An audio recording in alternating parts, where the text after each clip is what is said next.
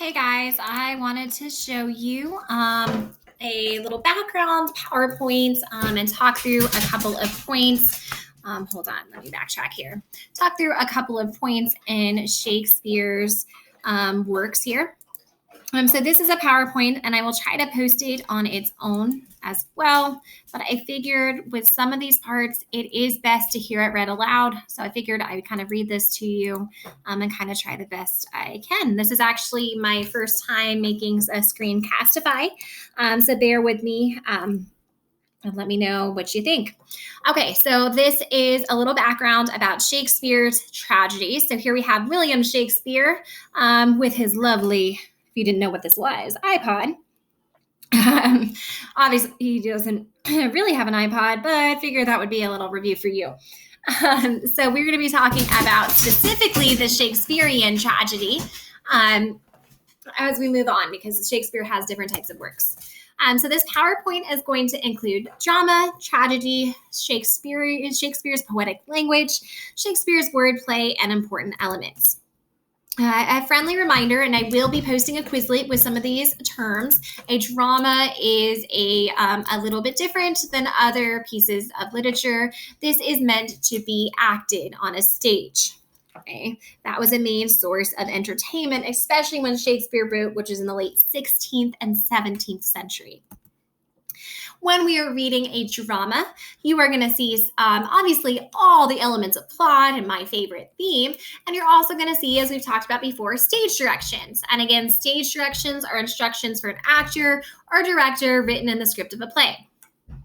So for instance, this is from one of Shakespeare's works, Macbeth, and you will see enter Lady Macbeth. And so it's letting the actors know where they should be. Okay, these usually are in italics or sometimes they're in parentheses. To kind of let you know what's going on. There's also going to be props, as shorts for property used on stage. So here we have her reading a letter. That's something that they would need to have. Okay, and that gives us some more information about the characters and their feelings, even the action of the play, and especially the setting. Now, dialogue is a conversation between multiple characters. When I'm thinking about these different dramatic terms, I like to think that word part dia means like divide. So with dialogue, you're dividing the conversation usually equally. So here we've got Hamlet, and we've got Horatio and Hamlet, and then Marcellus all having an even conversation. Now, this is where some students get confused. There's monologue and there's soliloquy. A monologue, they're both actually a long speech and they're spoken by one character. So that's what both have in common. However, a monologue is usually a long, uninterrupted speech and it's spoken to an audience. If you ever watch the Ellen show, Ellen DeGeneres has a monologue. She is speaking to the audience for a while, kind of introducing a joke or whatnot, and then eventually people will reply. It's directed to the audience, either the audience on the stage or the audience that is like in the crowd. A soliloquy is where it's basically like a character is reading their journal aloud. It's not really meant to be heard by anyone, but that's the way the playwright is letting us know those characters' thoughts and feelings. So it's not spoken directly to anyone else. They're speaking their personal feelings. It's a think aloud. So monologue is a long, uninterrupted speech. So think about it in class. Sometimes I give a little monologue and then you reply. Soliloquy is where we have no audience in mind and they're just sharing their feelings. So here's a famous monologue from Julius Caesar, and it's spoken to an audience in the play. So Antony even addresses the audience, friends, Romans, countrymen, lend me your ears. So we can see that it is clearly going to be this long speech. We don't have any other characters here. This long speech being read, spoken aloud to others. Here's then a famous soliloquy, which is a private thoughts, and this is from Romeo and Juliet. You have Juliet going, farewell. God knows when we shall meet again. I have a faint, cold fear thrills through my veins that almost freezes up the heat of life. I'll call them back again to comfort me. Nurse, what should she do here? My dismal scene, I must act alone. Come, Vile. So here she's sharing her intimate thoughts.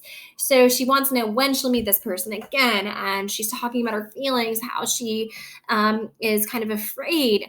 And then she thinks she hears a noise. And this is just a kind of whole dark situation. Notice she's not addressing anyone. It is thoughts and feelings, kind of like reading a journal aloud. That's a soliloquy. An aside is usually like a short comment and it's spoken from one character to the other. It's not intended for everyone to hear. So think about when you're in class and I know you've never done this, you whisper to a friend but wasn't necessarily meant for the teacher to hear. That could maybe be an aside. Okay. So for instance, we have the situation from Othello. We have Montano, and then we have Iago and Rodrigo.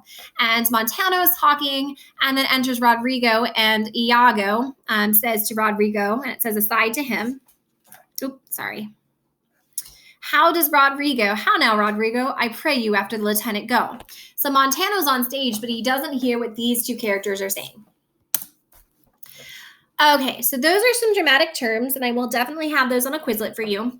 Here's a review of a tragedy, because again, there's Shakespeare wrote, there's histories and comedies. We're really focusing on the tragedy. So this is a little different type of play. It's a serious play that shows how a protagonist character leads to its own permanent downfall.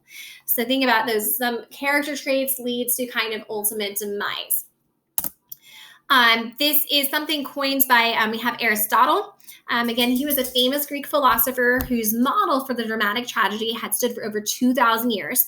Many believe Shakespeare used his philosophy to inspire his own work, because these are some things that he includes in his tragedies. There's a tragic hero, a tragic flaw, catharsis, chorus, and comic relief.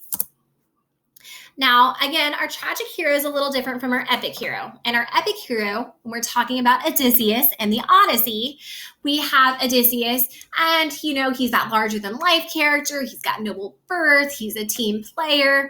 And yeah, sometimes he might have a flaw. We know that Odysseus could be a little prideful or curious at times. But since it's an epic hero story, thankfully he had a happy ending. He didn't let those flaws get the best of him. He ended up listening to the gods. He ended up going home. His curiosity didn't kill him.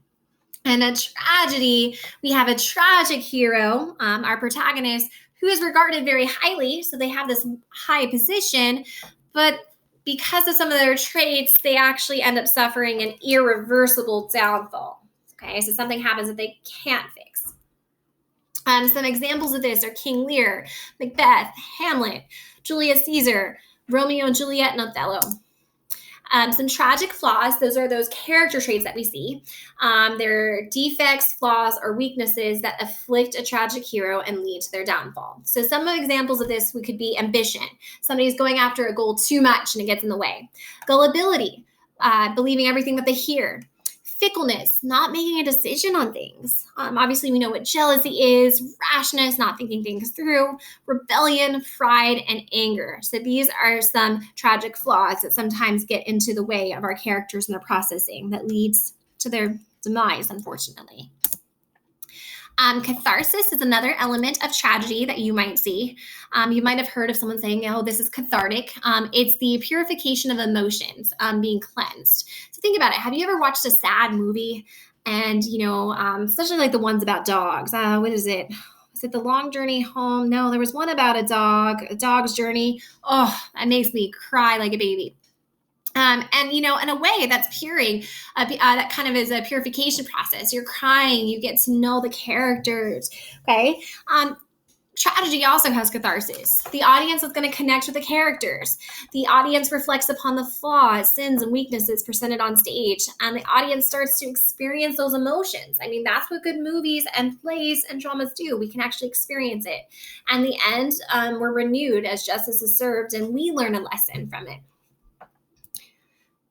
Also in a play, you may see a chorus. So it's a group of singers who add a periodic melody to a play, which is a very integral part.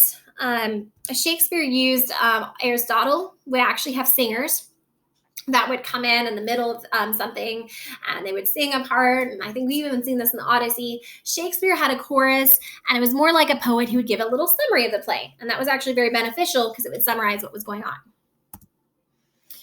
We also would see Shakespeare has comic relief. lighthearted or comical scenes in a tragedy that just give us a little break here. I'm not going to actually click on this now, but something you can look at. But a lot of his characters were used for comic relief. Excuse me. Okay, this is the real reason that I'm recording this as well. I wanted to kind of record my voice reviewing some of Shakespeare's poetic language because his poetry has lasted since the 16th century, over 400 years. But, his language is a little different from what we use every day. And actually, some of the words we use every day, Shakespeare made up because Shakespeare actually created possibly 1,500 words. So here are some troubling words, and I think I'll put them on the same Quizlet for you that you may need to take a look at. So for instance, Shakespeare might use thou. Well, another word for thou is you, like the subjective sentence. So instead of saying you went to the store, thou goes to the store. Thee is also you, but it's the object of the sentence. Let me see. I'm trying to think of a sentence. So then saying is that you is that thee. Thine is yours. Did you get thine homework done? Thy is yours well. Wherefore is why, and art is are. And I think we'll just keep practicing these. These are just kind of Shakespearean terms for these modern day words. So you ready to play a game? Okay, so just in your head, you're going to name the missing term. Okay, so what does thee mean? I'm going to give you a few moments. What did thee stand for? Think about it in your head. 3, 2, 1. You. Okay, so again, thee, another word for thee is you. All right, let's do another one. What does thou stand for? So instead of saying thou, what's the modern term? 3, 2, 1. Okay, so that's you. This one is the subject. This is the object. Thine. I think I made this example with homework. 3, 2, 1. Your. Wherefore. You might hear wherefore art thou, Romeo, for instance. And that is, oh, I'm sorry, I went too fast. That is why. Sorry about that. I'll give you time on this next one, I promise. Thy. What does that one stand for? 3, 2, 1. Is your. And then what's another word for art? And that should be are. And I'm sorry, I went too fast on that one too. I'll get better on this, I promise. Thank you for being patient with me. Okay, so again, we will study these, but these are some words that you may see in Shakespeare. Syntax is something else that we'll see. So think about Yoda. When Yoda talks, he has different word orders when he says something. In Shakespeare, sometimes things are jumbled. So you just kind of have to decode them. So let's practice here. Here's some modern day words. So we got red, was, truck, at, missing, key, stop, chain, found, the. Oh my. So I'm trying to figure out what is the subject? What is the action? So I say key. Well, keychain. So I'm thinking the keychain maybe was missing. Okay, so we want to think of an action. So the keychain was missing. The missing keychain was found at the truck stop. So notice your brain has to keep kind of recirculating and figuring it out. Okay, so we find out that this is our subject. The missing red keychain was found out at the truck stop. So here are some examples. So again, you just have to take a moment to decode. So here we've got Shakespeare's words. Oh, Romeo, Romeo, wherefore art thou, Romeo? Famous line, right? Well, let's use our decoder here. So, oh, Romeo, wherefore is why, and then art is are, and thou is you. So, oh, Romeo, Romeo, why are you Romeo? Well, that still doesn't make as much sense. We still have to decode. And really, she's saying, oh, Romeo, why do you have to be Romeo Montague? Why do you have to be my enemy? Okay, so she hates that that's his identity and what's going on here. So that's kind of what we have to do. We have to slow down and we have to decode. Another example is we have the Macbeth. So it says, are thou afeard to be the same in thy own act and valor as thou art in desire? So let's decode here. Art is are. So are, and thou is you. So are you afraid to be the same in your actions? So in thine own act is in your own actions and valor, another word for that is bravery, as in your desire. So what you're saying is, are you afraid to commit the actions that you desire? Okay, so are you going to go with what you think in your head, or are you chicken? Here's another line for Julius Caesar, and it says, I shall unfold to thee as we are going, to whom it must be done. So what we're saying here is, I will tell you as we are going to what must be done. Okay, so again, kind of decoding the to whom, and I shall unfold to thee as we go. So he's saying, I will reveal to you about this, but now I will not name the person. Okay, so here's a little practice. So these are different ways that we could switch these out. So the first one is, Hamlet, thou art slain. No medicine in the world can do thee good. So I'm going to give you a moment. What do you think he's saying? So kind of substitute Hamlet, thou art. What did that stand for? And though no medicine in the world can do thee good. Well, really, I'll give you a moment here.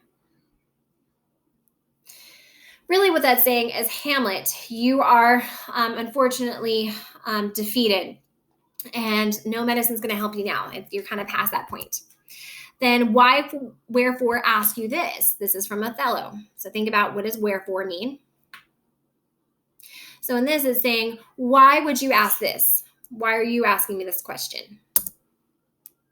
Our next one is, why? What a monstrous fellow art thou. So really, oh, what a horrible person you are. And so again, just kind of looking at what is the subject of the sentence, decoding those words, that's going to help you when you translate this. And I promise it gets easier in time. And then this last one is, if ever thou was thy myself, and those were woes thine, thou and these woes were all for Rosalind. So she's saying, if ever you were like myself, and these problems that we had were mine as well, so we're sharing in this same conflict, the same relationship together, are you with me, or are you troubled because of Rosalind, another girl? Okay, just a friendly reminder too, when you read Romeo and Juliet, and when we read Shakespearean works, some things are in poetry, some things are in prose.